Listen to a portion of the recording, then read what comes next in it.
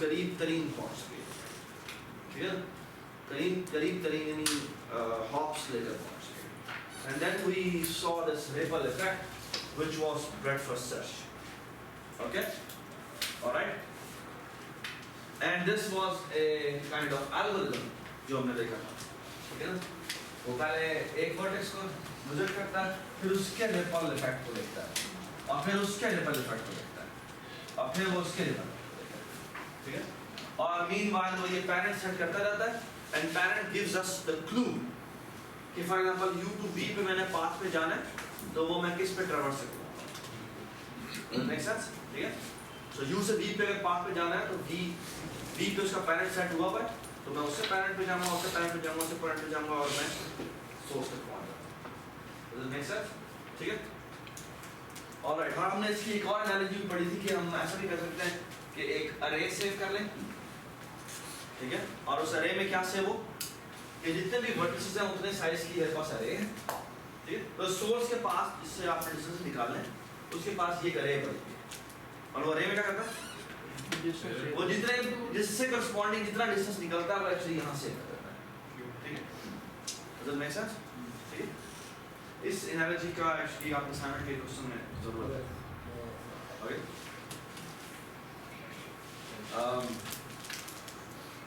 This was BFS and DFS। उसके बाद हमने कहा था कि जी अगर हमने वही छोटा सा पाथ की प्रॉब्लम सॉल्व करना है, लेकिन अब हमारे पास एज वेट्स है, ठीक है। अब हमारे पास अगर एजेस जो हैं वो एज वेट्स अगर आ जाए उनके ऊपर, तो उनको हम कैसे सॉल्व करेंगे, ओके। और उसको हमने सॉल्व करने का तरीका क्या रहेगा, पहला तरीका हमने देखा था कि हम उतने ही वर्टिसेस ऐड कर देते हैं, but that was not a nice answer. Why? ज्यादा वेट होगा तो वर्टिसेस होता है, ज़्यादा वेट हो जाए तो स्पेस इनएफिशिएंट हो जाता है, so you are working a lot of time on dummy nodes which are not which are useless। ये हमने प्रॉब्लम सॉल्व कर लिया, लेकिन इट वाज इनएफिशिएंट। फिर हमने कहा चलो एक और काम करते हैं कि हम अलार्म क्लॉक ले आएंगे। अलार्म क्लॉक का आइडिया ये था कि हमारा एक अलार्म क्लॉक है जो कि आगे चलता जाता है, और वो हर एक वर्टेक्स से जिस वर्टेक्स के ऊपर मैंने जाना है, तो हमें पता है कि इसका वेट यहाँ तक पहुँचने का डिस्टेंस अगर 5 है, और इसकी एजेस जा रही थी 100 डिस्टेंस के बाद यहाँ पर पहली बार पे, और 200 के बाद इस पे, और 300 के बाद इस पे, तो हमें पता है कि ये एक्चुअली 100 के बाद आना है, तो हमें कहते हैं उसका अलार्म क्लॉक सेट। तो 5 अगर इसका था तो 5 + 100 ये कितना बनेगा, 105। तो हम कहते हैं भाई अगर आप क्लॉक चलाते रहें और जब 105 आएगा तो वो 100 हो जाएगा, ठीक है। लेकिन ये भी इनएफिशिएंट था। क्यों इनएफिशिएंट था?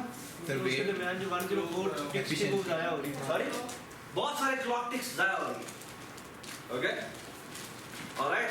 And then we came up with this idea कि हमें actually from all the alarm clocks जो कि अभी आ रहे हैं, उनमें से वो वाला अलार्म क्लॉक पिक करना है जिसका अलार्म क्लॉक की वैल्यू सबसे पहले आती है, ठीक है ना।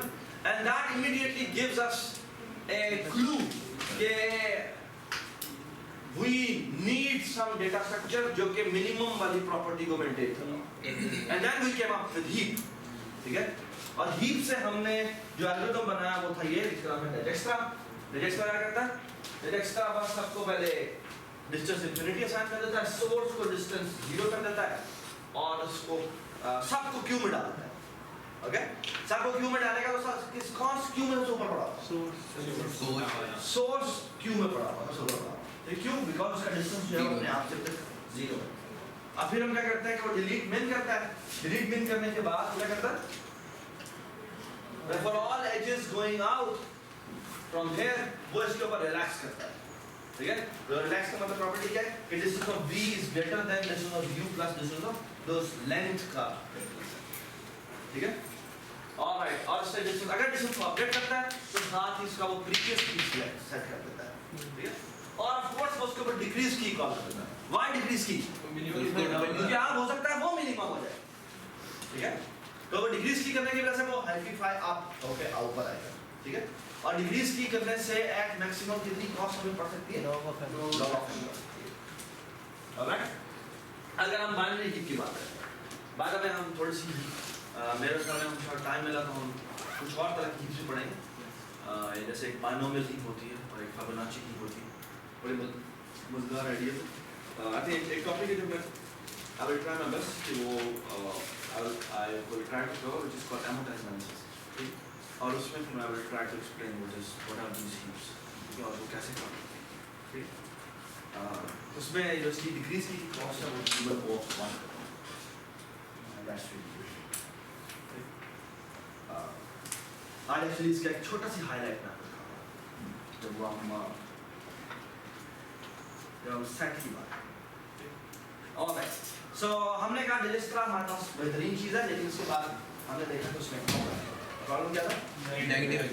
नेगेटिव एज के ऊपर वो फारे हो जाता है। क्यों भी हो सकता है कि नेगेटिव एज किसी में वापस आ रही हो बैकेज की फॉर्म में, और उसकी वजह से वो अपडेट हो रहा हो, और वो अपडेट हम नहीं पूछता क्योंकि वो तो क्यू से बाहर निकल गया, और क्यू से बाहर निकल गया तो कुछ नहीं मिलेगा।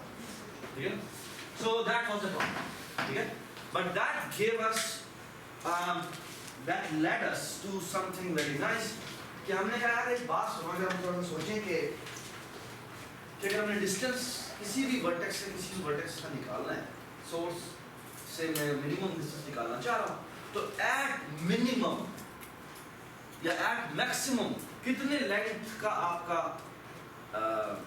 पाथ हो सकता है? b-1, ठीक है, इसका मतलब है कि b-1 लेंथ का मैक्सिमम पास, ठीक है।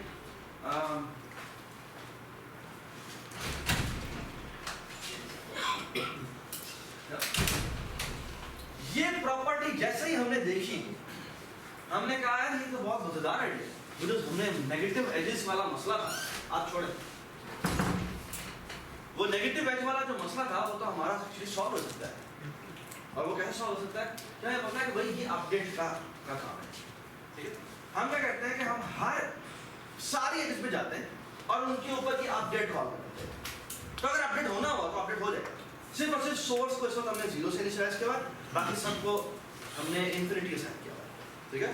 अच्छा, अब हम ये एज सब एजेस पे जाते हैं और उनके ऊपर ये अपडेट कॉल करते हैं, ठीक है, और होगा कि सारे जितने भी अपडेट होने से अपडेट हो जाएंगे, ठीक है। लेकिन ये जो अभी हमने अपडेट किया है, ये हमें ये बात कंफर्म हो सकता है सारों को ही अपडेट कर दे, लेकिन हमें इस बात का कंफर्म पता है कि एक दफा ये सारी एजेस पे अपडेट कॉल करने से एटलीस्ट सोर्स से एक डिस्टेंस वाले सारे फाइनल हो चुके होंगे, ओके।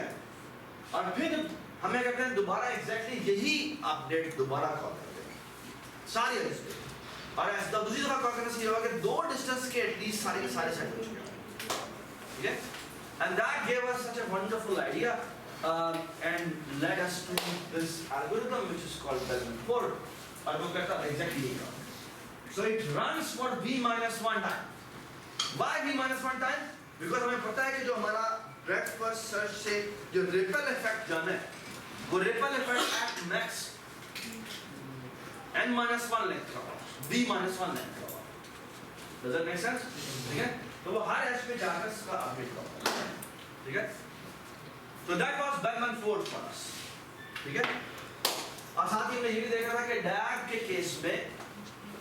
केस में अगर हमने यही मिनिमम शॉर्टेस्ट पाथ निकालना हो, ठीक है, तो वो हम कैसे निकाल सकते हैं?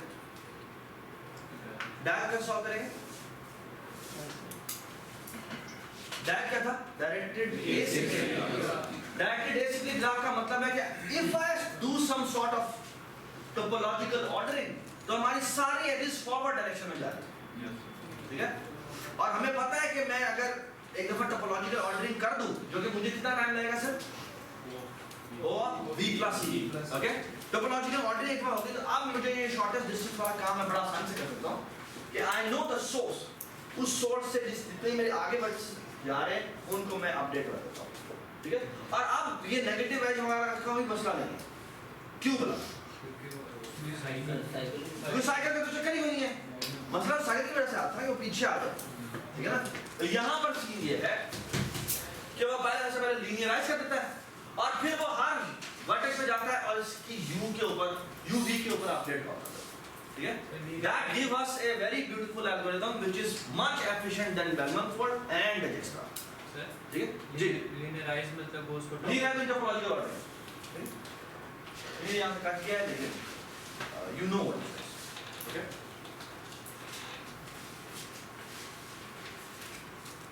अब हो गया? अब तो ठीक है। ऑलराइट, उसके बाद हमने जो नेक्स्ट प्रॉब्लम देखा वो था मिनिमम कॉस्ट और कॉस्ट ड्रिवन रोड नेटवर्क। हाँ जी, हमने रोड नेटवर्क बनाना था, ठीक है।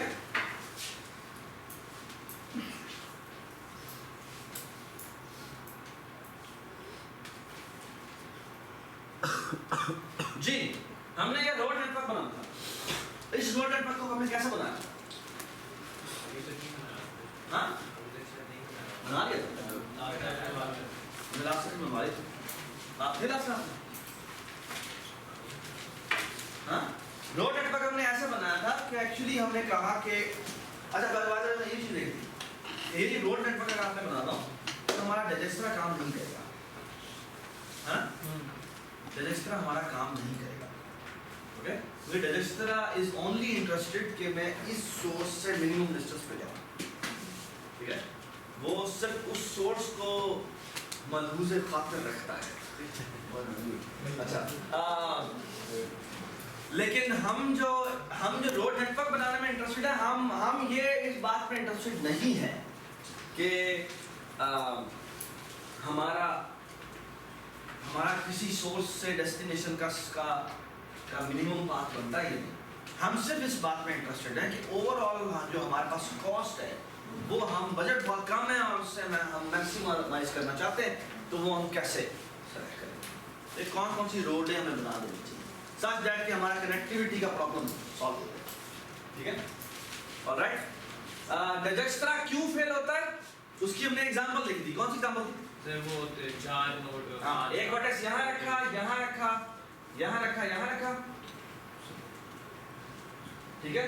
ये वर्टेक्स लेते हैं फॉर एग्जांपल, ये 5 का है, 5 का है, 1 का है, 5 का है, 5 का है, 1 का है, ठीक है। And we saw okay that Dijkstra will give us this vertex and these 4 edges, but minimum जो रोड नेटवर्क है जो हमें चाहिए वो एक ये होना चाहिए, एक ये होना चाहिए, और इधर से एक वर्टेक्स और इधर से एक एज, ठीक है। Does it make sense? ठीक है। बाय द वे हमें इसी के कॉरस्पॉन्डिंग एक और आइडिया दिया था साहब ने, और वो आइडिया था कि हम ऐसा करते हैं कि डिजिस्ट्रा हर एक पे रखते हैं, ठीक है, and that will fail, okay, and that is your exercise कि why it will fail, ठीक। उसने कहा डिजिस्ट्रा हर एक के ऊपर रख देते हैं और जो सबसे मिनिमम होगा वो हमारा आंसर होगा, ठीक है। लेकिन वो आंसर हाँ जरूरी नहीं होगा, वो नहीं होगा। हाँ तो जरूरी नहीं है ना होगा। नहीं, मैं कह रहा हूँ कि देयर इज एन एग्जांपल जिसके ऊपर आपका डिजिस्ट्रा कभी भी मिनिमम स्पैन नहीं देगा, ठीक है। बात अब इसको हमने जो बात की थी वही थी कि ये रोड नेटवर्क है, I am actually looking forward for tree, okay, I am actually looking forward for tree, ठीक है। ये हम एक्चुअली रोड नेटवर्क बनाना चाह रहे हैं, उसमें हम इसमें इंटरेस्टेड है, हमें ट्री बनाना है, ठीक है। Why tree? Because tree don't have cycle, और साइकिल बनाने की जरूरत नहीं है। वजह क्योंकि अगर साइकिल है तो फिर मैं एक्चुअली एक एज निकाल सकता हूँ और वो फिर भी कनेक्टेड देगा, ये बात सुनाई। तो actually I can make it more efficient, ठीक है। So it will not have cycle, it will only have tree, okay. Alright, उसके बाद मैं इंटरेस्टेड हूँ और इस तरह के ट्री में जो कि minimum spanning tree. What is minimum spanning tree? A tree is called a minimum spanning tree such that कि अगर आप कोई भी और ट्री लें, ठीक है, जो कि अगेन उसी ग्राफ की ही रिप्रेजेंटेशन हो, यानी उसमें सबसेट ऑफ एजेस आपने सेलेक्ट किए, ठीक है, सच दैट कि वो पूरा कनेक्टेड हो उस सब ग्राफ में, ठीक है। लेकिन उसका जो ओवरऑल वेट का एजेस का वेट का सम करें तो वो उस मिनिमम स्पैनिंग ट्री से या तो ज़्यादा बनता है या उसके इक्वल बनता है, ये बात सुना है। तो ऐसे तो मान जाना पड़ेगा इसका, अगर हम इस ग्राफ का अगर मैं आपको कहूँ कि मैंने मिनिमम स्पैनिंग ट्री बनाना है तो वो एक एज ये हो जाएगी, एक एज ये हो जाएगी, एक एज ये हो जाएगी, एक एज ये हो जाएगी। Does it make sense? Yes sir. ठीक है, this is our minimum spanning tree. What is spanning tree? Spanning tree is कि मैं फॉर एग्जांपल ये भी जो डिजिस्ट्रा में देता है वो भी एक spanning tree होता है। जो BFS हमें देता है वो भी एक स्पैनिंग ट्री होता है, जो DFS देता है वो भी एक स्पैनिंग ट्री होता है। याद है जो ट्री एजेस हमें दे रहा होता है, यानी उसमें बैक एजेस को रिमूव कर दो, फॉरवर्ड एजेस को रिमूव कर दो, क्रॉस एजेस को रिमूव कर दो, तो वो हमें एक्चुअली जो उसके अंडरलाइन जो ट्री एजेस को अगर हम करेक्शन से देख लें तो वो हमारी कौन सी एजेस बनती है, वो हमारा स्पैनिंग ट्री बनता है। Does that make sense? ठीक है? So minimum spanning tree will only give me what? Shorter. हाँ? Minimum. Spanning tree. ठीक है? All the such that कि वो ट्री हो और वो ट्री जो है वो मिनिमम वेट हो। Actually 5 और 1 वैल्यू स्वैप कर दें। Sorry? 5 और 1 स्वैप कर दें फिर डिफरेंट ट्री आ जाएगा। 5 Sorry? को 1 से स्वैप कर दें। इसको से इसको या नीचे वाले दोनों हो सकते हैं। हाँ तो डिफरेंट हो जाएगा ट्री। हाँ ट्री डिफरेंट हो जाएगा। But the thing is spanning tree जो cost है, cost है। Spanning tree की आइडेंटिफिकेशन क्या है कि यहाँ पर फॉर एग्जांपल ये वर्टेक्स है 1 2 3 4 5, तो ये एज जो है ये है 1 2 एज और ये है 1 3 है। Of course graph is different, सब उसको मिलाए लेकिन कॉस्ट मिनिमम। कॉस्ट इज ठीक सबको एक दूसरे से अटैच कर। दोबारा बोलो क्या? सबको एक दूसरे से अटैच कर। सबको एक दूसरे से अटैच करने का मतलब ये है कि पहले भी अटैच हो, सोर्स से एंड तक कर। लेकिन मैंने minimum number of edges select करनी है सच दैट कि वो अटैच रहे। ओके, तो ग्राफ आपको इनपुट में पहले ही जो मिला हुआ है वो कौन सा ग्राफ है? कनेक्टेड ग्राफ है। ठीक है, तो हमने सिर्फ वो वाली edges subset of edges select करनी है सच दैट कि अंडरलाइन नेटवर्क पूरा का पूरा कनेक्टेड रहे और वो मिनिमम वेट का हो। ये बात समझ गए? Cool, let's move forward. ये हमारी मिनिमम स्पैनिंग ट्री की एग्जांपल है। ठीक है, ग्राफ हमारा पूरा है, लेकिन ये जो आपको बोल्ड एजेस नजर आ रही हैं ये वो हैं जो कि हमारे मिनिमम स्पैनिंग ट्री की एग्जांपल है। ओके, सही है? ऑलराइट, आई डोंट नो, अभी हम तो एल्गोरिथम के ऊपर भी मानते हैं। ठीक है, ये हमारा मिनिमम स्पैनिंग ट्री का मैं फॉर एग्जांपल से ये रेफर से, ठीक है, जिस तरह मैं यहाँ एग्जांपल थी इस तरह से एग्जांपल ये, ठीक है? ऑलराइट, कलर बिल्कुल नहीं है। उसके बाद याद है आपको मैंने ये बात की थी? Yes. क्या बात थी? सर चूज करनी है जो हमने वो कोई नाम या किसी मतलब चीज से करनी है। कौन सी यानी एज के शॉर्टेस्ट होने की जो हमने प्रॉपर्टी देखी वो हमारी ये थी, या तो वेट कम होना चाहिए और अगर वेट इक्वल है तो फिर हम कहते हैं जी नाम उनमें के नामों में कोई जो मिनिमम वाला है वो हमारा सेट हो। ठीक है, अगर मिनिमम सेम है तो फिर हम मैक्सिमम वाले को कम प्रेस कर देते हैं। ठीक है, ऑलराइट, ये हमारा शॉर्टेस्ट एज है। ठीक है, तो एज कंपैरिजन हमारा ऐसा होता है। ये हमें एक्चुअली चाहिए जब हम एजेस की सॉर्टिंग करें। ठीक है, हमारा एक एल्गोरिथम है ना जो कि सॉर्टिंग एजेस को पहले सॉर्ट कर देता है उसके लिए।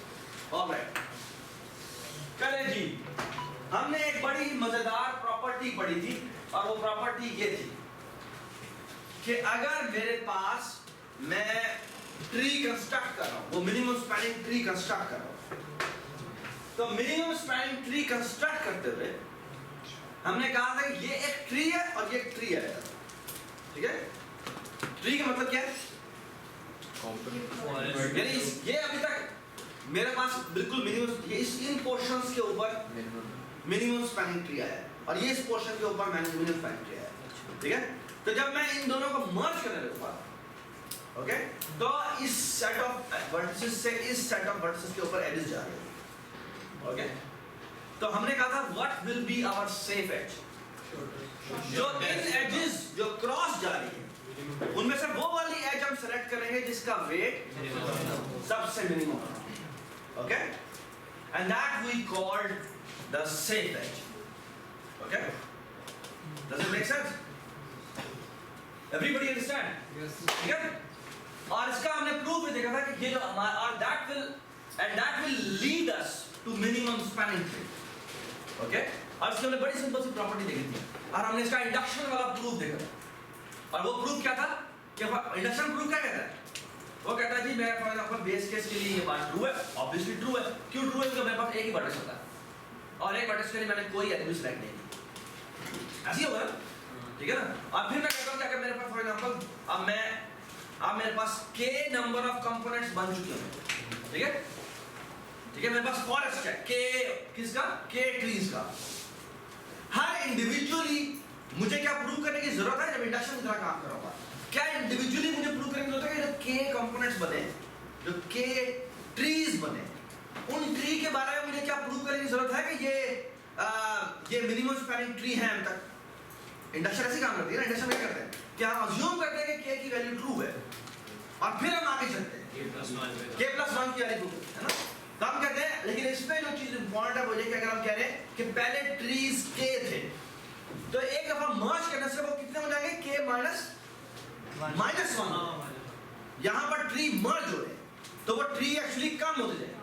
पहले ट्री कितने थे? n ट्रीज थे, जितने वर्टिसेस थे उतने ट्रीज थे, ओके। अब फिर ऐसा लगता है कि मर्ज होते जाते हैं और यहां पर इंडक्शन एक्चुअली रिवर्स ऑर्डर में चलते हैं, ठीक है। जो आपका वेरिएबल है वो एक्चुअली कम होता जा रहा है, ठीक है। ऑलराइट, तो यहां हम कह रहे हैं कि ये हमारा एक ट्री है और यहां पर ये हमारा ट्री है। तो हम कह रहे हैं कि जी जब इन दोनों के दरमियान से मैं एज सिलेक्शन करता हूं, तो मैं एज कौन सी सेलेक्ट करता हूं? जो मिनिमम वाली होगी, ठीक है। और वो कहता है कि जी देखो ये आपने जो सिलेक्शन किया वो मिनिमम वाली है, ये थी मिनिमम वाली है। और अगर आपने ये वाली एज सेलेक्ट कर ली जो कि मिनिमम नहीं थी, तो फिर मैं आपको कॉन्ट्रडिक्शन दे सकता हूं। और कॉन्ट्रडिक्शन क्या थी?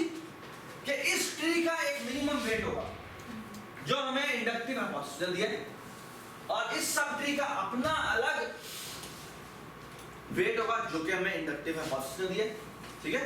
जब इन दोनों को मर्ज किया तो हमारे इस ट्री की कॉस्ट क्या होगी? कि इसकी कॉस्ट प्लस इसकी कॉस्ट प्लस ये वाली एज की कॉस्ट, ऐसी होगा ना, ओके। तो अगर मैं इसे लिखना चाहूं तो मैं ऐसे लिख सकता हूं कि ये हमारा T1 है, ठीक है। तो cost of T1 plus cost of T2, ठीक है, प्लस इस E dash,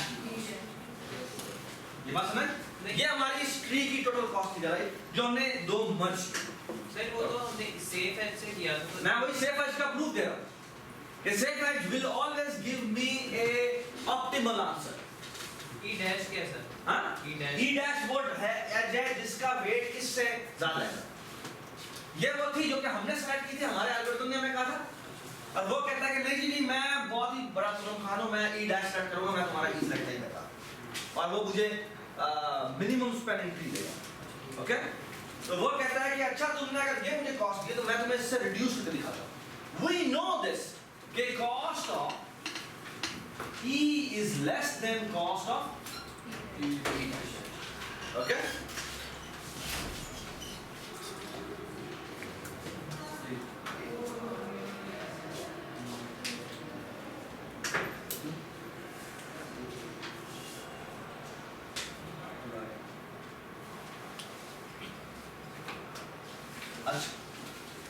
All right.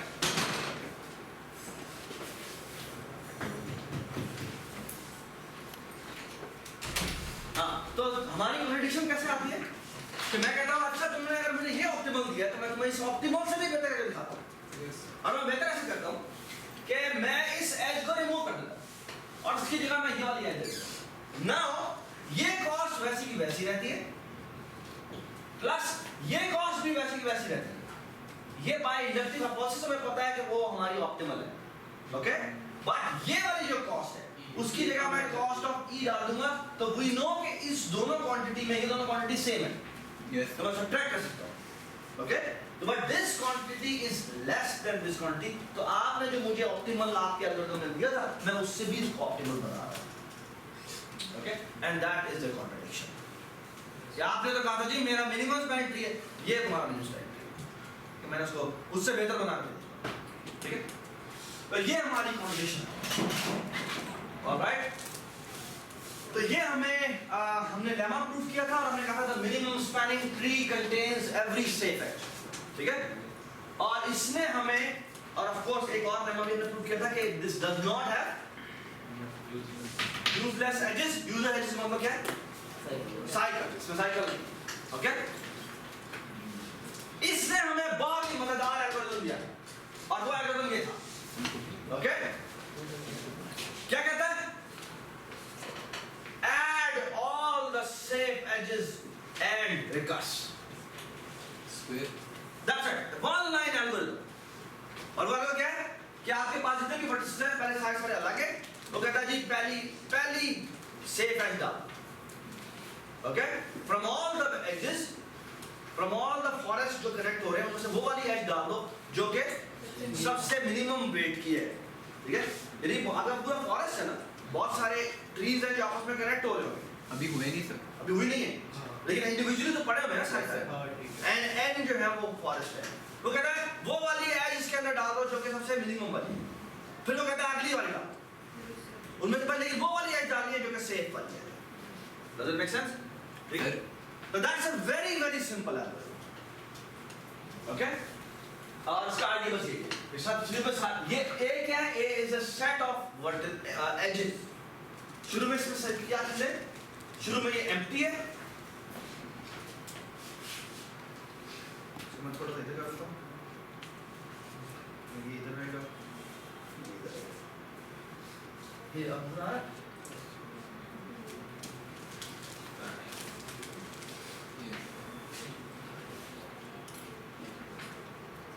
Sir वो रहा. ठीक है भैया. इससे ज़्यादा मैं खाना हो गया. ठीक है. तो जो बॉट का एल्गोरिथम है वही कहता है कि सिर्फ सेफ एज को डाल बस इतना सा. ठीक है. और अब हम देखते हैं कि ये सेफ एज निकालने का तरीका है ये हमें इमीडिएटली बताता है दो एल्गोरिथम. ठीक है. और वो एल्गोरिथम क्या थे? पहला था हमारा प्रिम्स. और प्रिम्स क्या कहता है? It's actually inspired from Dijkstra. ठीक है. डाइजेस्ट्रा क्या करता है? हाँ, डाइजेस्ट्रा कैसे काम करता है मुझे बताइए. हाँ, दो होता है. हीट से होता है वो मिनिमम एग्जैक्टली. वो कैसे काम कर रहा होता है मुझे बताएं. पहले एक वर्टेक्स को लेता है, उसको कहता है ये हमारा सोर्स वर्टेक्स है. उसके साथ वो क्या करता है? सर उसी के नेबरहुड को लेते हैं. उसके नेबर जितने भी हैं उनको क्या करता है? मिनिमम उनकी एजेस के साथ उनके वेट को अपडेट कर देता है. ओके. ऑलराइट. और उनके बाद जो डिस्टेंस वैल्यू है वो अपडेट हो जाएगा. ऐसे होता है. ऑलराइट. जो प्रिम्स एल्गोरिथम है वो बिल्कुल उसी से इंस्पायर है. और वो करता क्या है कि बिल्कुल डाइजेस्टर की तरह बस इसमें अपडेट का बस तरीका डिफरेंट है. वहां पर अपडेट बेटा कैसे हो रहा था कि इस वर्टेक्स से मैं जब U से V पे जाता हूं तो मैं कैसे डिस्टेंस को अपडेट करता हूं? जो मेरा डिस्टेंस है प्लस जो एज का डिस्टेंस है वो ऐड होके वहां पर वैल्यू बड़ी होती है, उससे वो कंपेयर होती है. तो अगर ये दोनों को ऐड करने से वैल्यू कम आती है इससे तो उसे अपडेट कर देता है. ऐसे होता है. Everybody understand this? ऑलराइट. जो ये एल्गोरिथम है वो थोड़ा डिफरेंट चलता है. उसमें ये जो ये बस एक चीज फर्क है. वो ये कि ये सोर्स का अपना जो डिस्टेंस था वो इस एज में ऐड होता है ना. बस अब मैं इस सोर्स के डिस्टेंस में इंटरेस्टेड नहीं. I am only and only interested in shortness. मैं जिस एज से जा रहा हूं वो एज का की वैल्यू कितनी, बस और कुछ नहीं. ये बात सुना? That's it. I am only interested in that. Make sense? ठीक है? सर मतलब ये जो एक वर्टेक्स है अपने आप में एक ट्री है एक पूरा जो कि दूसरों के साथ कनेक्ट हो रहा है. बिल्कुल. वो पहले एक वर्टेक्स को करता है कि यही मेरा ट्री है और इसी ट्री को मैं आगे ग्रो करता है. ठीक है? जिस तरह काम. Okay? So alright. So you can see this. कि ये वर्टेक्स है. प्लीज ध्यान देते रहे कि ये एक्चुअली ग्राफ में से ये ग्राफ है. ठीक है. तो अगर आपको नजर ना आ रहा हो तो यहाँ से आप. ठीक है जी. ये वर्टेक्स है. इस वर्टेक्स ने ये क्या करेगा? Try to understand. सो सारे वर्टेक्सेस अभी क्यू में पड़े हैं. ठीक है. क्यू में क्या पड़े हैं? सारे के सारे वर्टेक्स पड़े हैं. ठीक है. और उसमें सिर्फ और सिर्फ जो आपका सोर्स वर्टेक्स है उसकी वैल्यू क्या है? 0 है, बाकी सब की वैल्यू इनफिनिटी है। Alright, so far so good. Now what I will do is the following.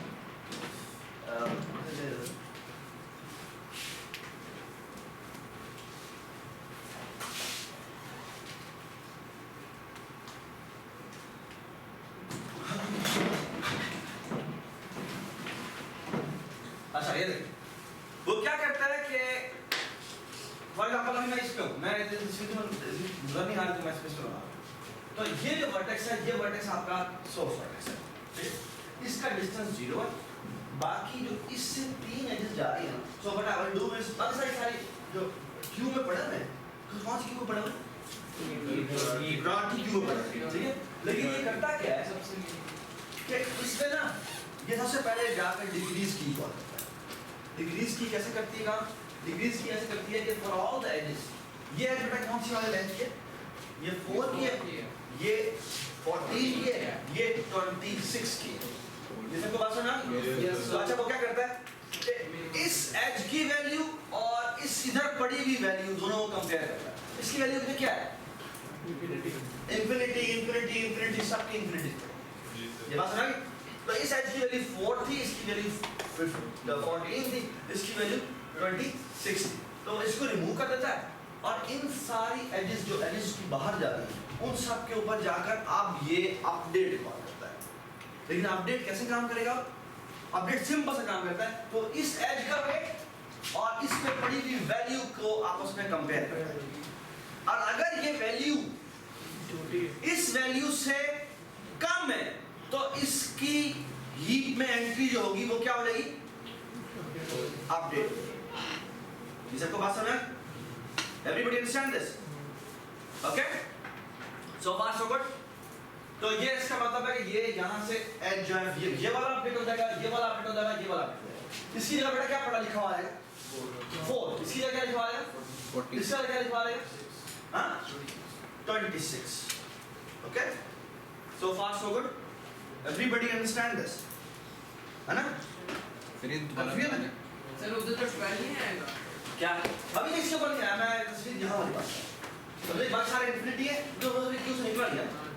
तो अभी तक ये वाली एक्सप्रेशन में दोनों बात। तो इसकी वैल्यू 4 हो गई है, इसकी वैल्यू इसकी तो इसने अपडेट जब ये पे सबसे पहले ये बटन निकाला होगा ना, ये बटन डिलीट करने के बाद इसने यहाँ से इनकी तीनों एजेस जो इसके निकल रही हैं उन तीनों को उसने अपडेट कर दिया। तो ये अपडेट हो गया, ये अपडेट हो गया और ये अपडेट हो गया। ओके, ये बात समझ आई? तो अब हम देखना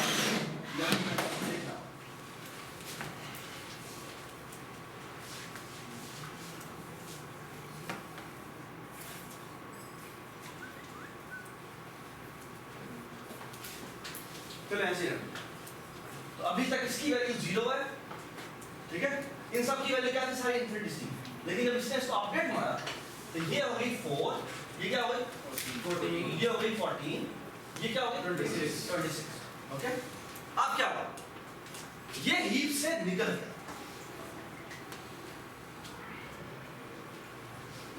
ये हीप से डिलीट हो गया।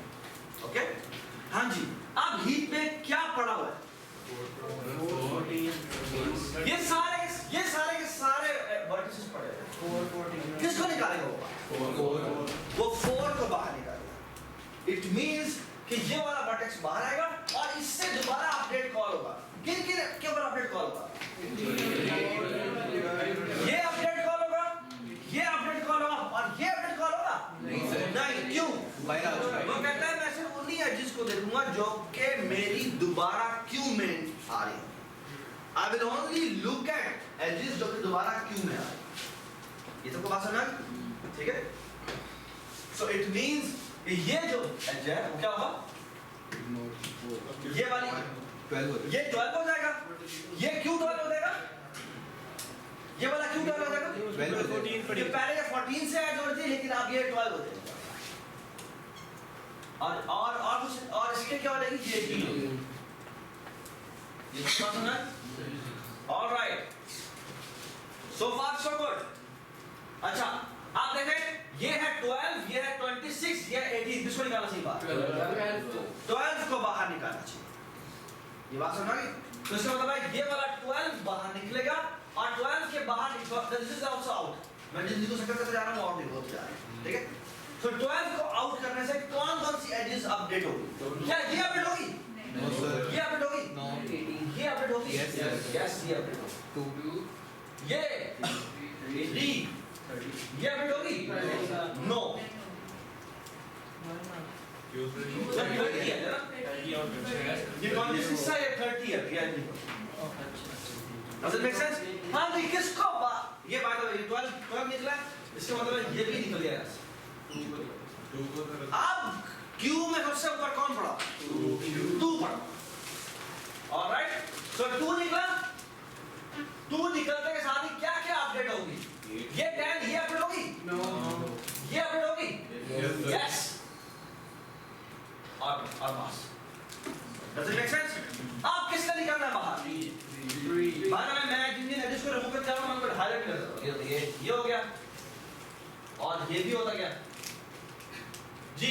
अब किसको निकालना चाहिए बाहर? 3 को निकालना चाहिए। तो ये निकलेगा, ठीक है। सॉरी, और 3 से ये 5 अपडेट होगा, विजय निकल गया। ये 5 अपडेट होगा और ये 26 जो है ये भी अपडेट हो जाएगा bye 16। Does it make sense? ये निकला नहीं मेरे पास, तो 16 हो गया। अब कौन निकलेगा बाहर? अब निकलेगा 5, तो ये निकल आया और ये वाली गाइड सेलेक्ट हो गई। Does it make sense? और उसके बाद ये निकलेगा, ये किसी को अपडेट करेगा? नहीं। ओके, और उसके बाद ये 16 रह गया, ये निकलेगा इसके थ्रू और ये आपका बिजनेस है। सॉरी, जी जी बिल्कुल, पेरेंट की इंफॉर्मेशन आप जरूर रखेंगे। Okay, does it make sense? Edges का वेट पड़ा कहाँ पे होता है? हाँ, एजिस का वेट पड़ा कहाँ पे होता है? मैट्रिक्स में भी पढ़ा हो सकता है, एक्सेल में पढ़ा हो सकता है। नहीं, तो अगर हम इसको कोड करने की कोशिश करें तो हम कहाँ से वेट आगे ट्रांसफर करेंगे? दोबारा बोलो क्या? अगर इसको कोड करने की कोशिश करें हाँ, तो एजिस पे जो वेट है वो हम रखें, मतलब मैट्रिक्स में रखो। अगर मैट्रिक्स में तो मैट्रिक्स में रखो, बात आ जाओ हम हर वर्ड। और अगर मैट्रिक्स लिस्ट में है तो एडजेंसी लिस्ट में क्या पड़ा होता है? नोट लिस्ट पड़ी होती है ना, उस लिस्ट को एक ना स्ट्रक्ट बना दो। उसमें एक तो पॉइंटर पड़ा हो जो कि जिसकी तरफ वो पॉइंट कर रहा है, दूसरी साथ एक डेटा एट्रीब्यूट रखो कि फॉर एग्जांपल इसका वेट कितना है। और अगर वो मल्टीपल इसका हमने पॉइंट विजिटेड वाला एट्रीब्यूट रखा था and so on so fourth. इस तरह तुम्हें एक एट्रीब्यूट और रखो, इसका नाम है मैट्रिक्स वाला ज़्यादा आसान है। हाँ, मैट्रिक्स वाला ज़्यादा मैट्रिक्स ज़्यादा आसान है, लेकिन फिर इन एफिशिएंसी का मसला है। हाँ, I agree with him कि शायद ये कोड करना ये आसान है, लेकिन एफिशिएंसी वाइज जब आपके पास एजेस जो है वो एन स्क्वायर नहीं होंगी तो फिर तुम्हारा एल्गोरिथम बहुत तुम्हारे जो स्पेस वाला मसला है काफी ज्यादा है। Does it make sense? ठीक है, let me show you the Prim's algorithm.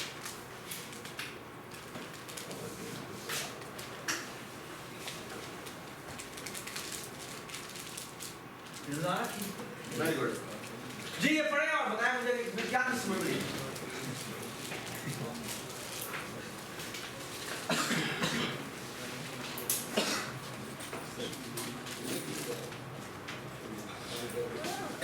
ये जो पिछले वाले रो वाले ना यहाँ पर आ जाए, खड़े ये दोनों रो दोनों। हाँ हाँ जी, आप लोग बताना है। चलो शाबाश शाबाश, पूरा हम आपको भी गाइड मेरे नहीं है। या तुम लोग खड़े हो सारे।